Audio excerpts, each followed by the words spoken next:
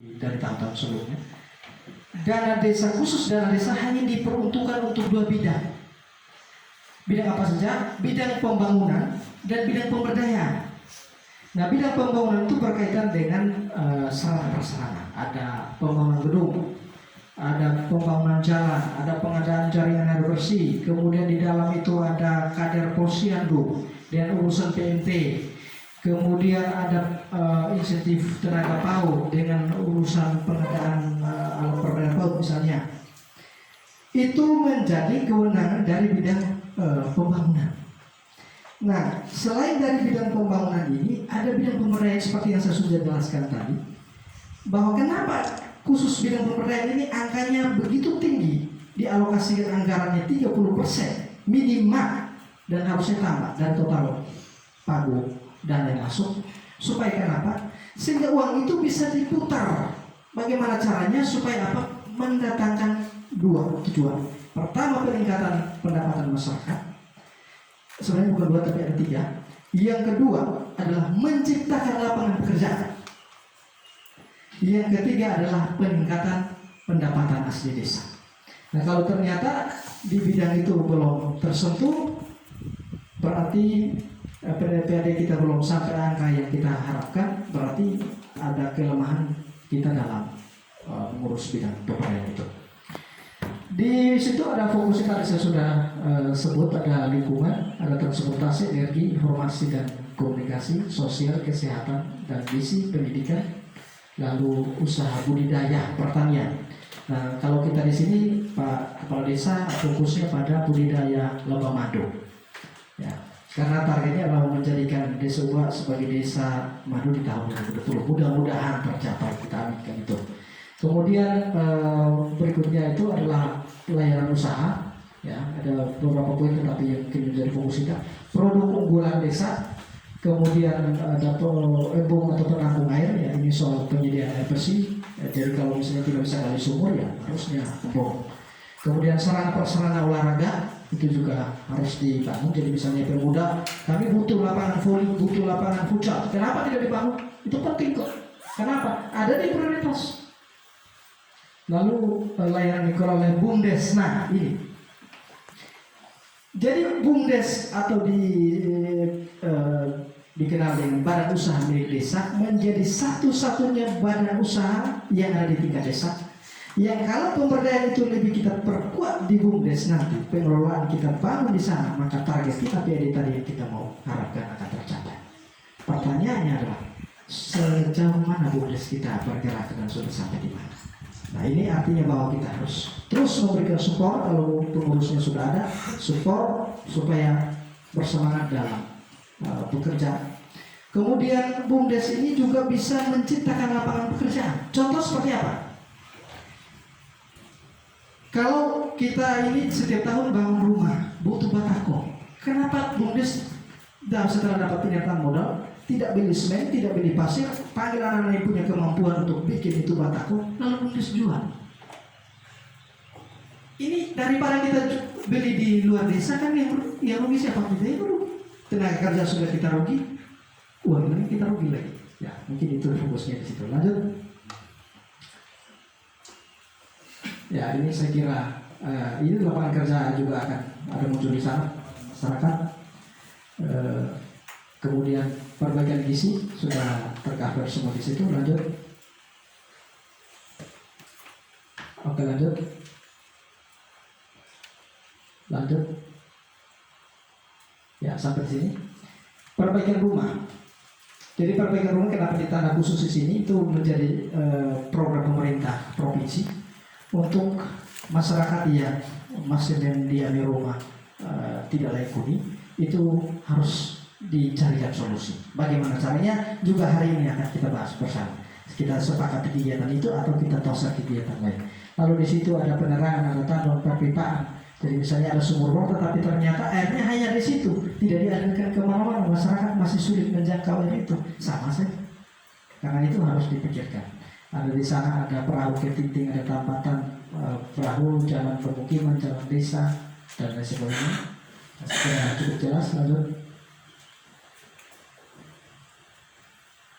Ya, ini soal energi. Jadi saya kira yang bisa kita di sini, yang bisa kita coba suatu saat akan upayakan adalah di tenaga angin dan tenaga matahari, ya, karena kita juga termasuk ke daerah panas.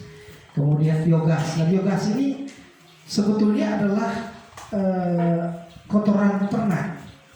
Kotoran ternak selama ini dibiarkan berkeliaran, padahal kalau kita biarkan terkonsentrasi satu titik, itu kotoran yang ditampung kemudian dikelola jadi energi biogas.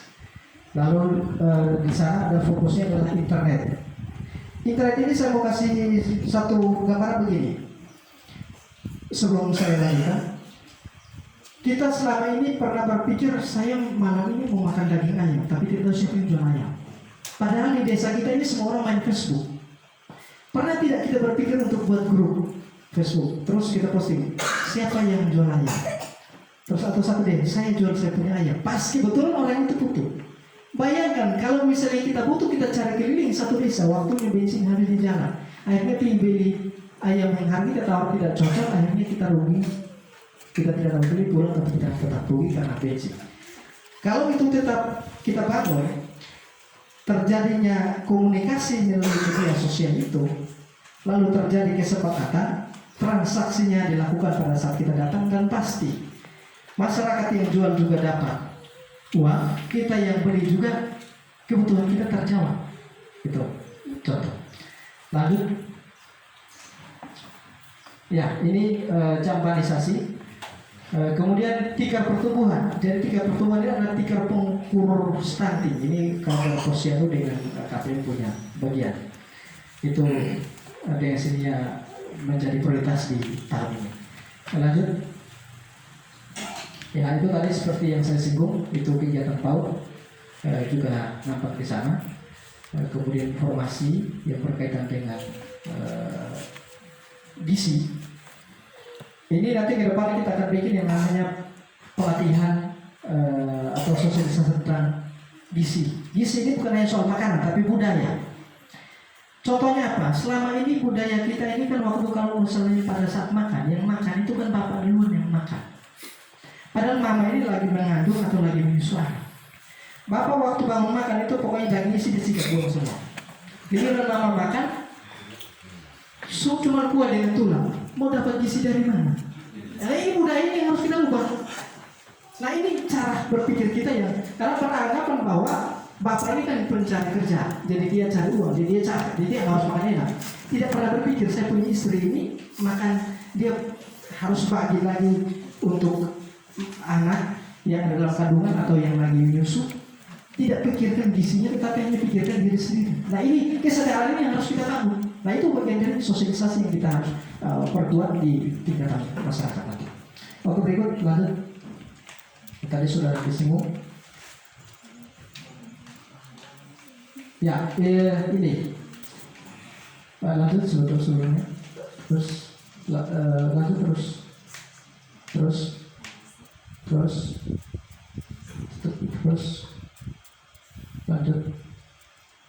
lanjut. Tadi sudah saya jelaskan tadi. Ya, ini kembali. Pelatihan komputer. Kita punya anak ini sekarang ini tes di mana-mana itu butuh satu keterampilan. Kemarin kita di DTS itu sudah lakukan tes perangkat desa. Ternyata yang jatuh paling banyak di mana?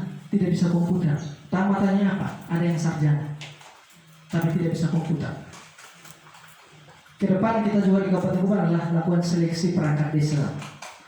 Salah satu tes yang penting adalah komputer. Maka sebelum kita masuk ke tahapan itu, kenapa kita tidak bikin kegiatan? Supaya apa? Segala urusan di tingkatan desa ini kan sekarang bersifat komputerisasi dan online. Karena itu harus penting juga dilakukan. Lanjut. Ya, di biogas tadi sudah disebut. Lanjut. Ya, pupuk.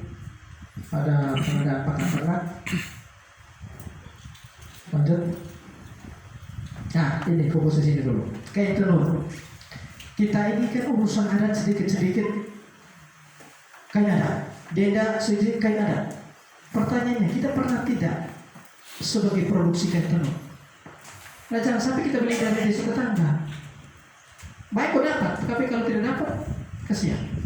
Karena itu kenapa kita tidak bentuk kelompok tenun ikat, kita dorong, kita modali, kemudian itu produksi. Lalu jualnya kemana? Kasih ke BUMDes yang jual. Kenapa harus ke BUMDes? Supaya apa? PAD ini bisa muncul. Itu maksudnya. Lanjut. Oke, lanjut. Ya, tadi sesuai dengan BUMDes. Terus lanjut. Terus seperti terus ya kembali. Ya, itu sosialisasi penggunaan dana desa, ini bagian dari sosialisasi penggunaan dana desa. Jadi kalau misalnya panjang ngomongnya saya, ya mohon maaf, karena memang saya harus menyampaikan. Karena kalau tidak disampaikan, lalu nanti ketika Bapak Ibu ditanya apa sebenarnya prioritas penggunaan dana desa, lalu Pemda tidak pernah ngomong, nah ini salahnya saya. Karena itu mau lama atau cepat ya saya harus sampaikan. Lanjut.